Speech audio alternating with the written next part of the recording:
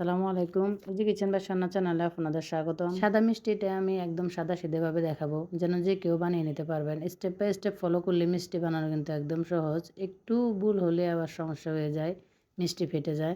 এখানে আমি যে উপকরণগুলো দেখাচ্ছি, উপকরণের পরিমাণটা ঠিক থাকলে মিষ্টিটা একদম পারফেক্ট হবে। এখানে আমি প্রথমে ১ টেবিল চামচ ময়দা নিয়েছি, ২ টেবিল চামচ গুঁড়া দুধ, ১ চা চামচ চিনি, ১ চা চামচ সুজি, হাফ চামচ বেকিং পাউডার। বেকিং পাউডার একদম অল্প নিতে হবে, বুঝে শুনে কমিয়ে নিতে হবে। বেকিং পাউডারটা একটু বেশি হলে মিষ্টিটা ফেটে যাবে। এখানে ১ টেবিল চামচ তেল দিয়ে শুকনো উপকরণটা আমি ভালোভাবে মেখে নিয়েছি। তেলটা দিয়ে ভালোভাবে মেখে নিতে হবে। তারপর এখানে আমি ছানা নিয়েছি।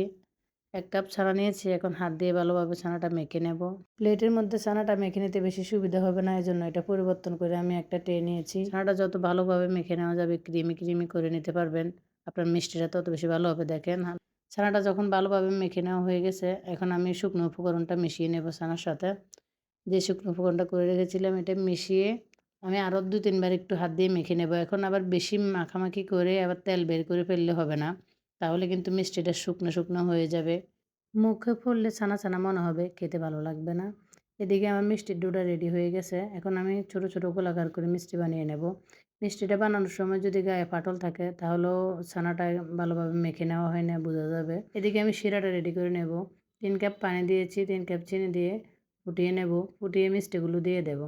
এখানে গরম পানি দিতে হবে ৫ মিনিট পর। ৫ মিনিট জাল করে নিলে শিরাটা গাঢ় করা যাবে না। শিরাটা যেন পাতলা থাকে। গাঢ় করলে আবার মিষ্টিটা তখন ভালো হবে না। এখানে আমি পানি দিয়েছি, দেখাতে পারি নাই। এরকম একটা হাতল দিয়ে এই চামচটা দিয়ে আমি ২ বার পানি মিক্স করে পাতলা করে নিয়েছি, গাঢ় করে নেই। দেখেন মিষ্টিগুলো হয়ে গেছে। হয়ে গেলে এরকম শিরার মধ্যে চুপসে থাকবে।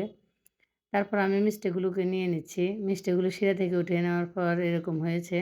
বেশি শিরার মধ্যে যদি ডুবে থাকতো তাহলে কিন্তু আপনার মিষ্টিগুলো গোল থাকতো। আমার শিরা একদম কম হয়েছে।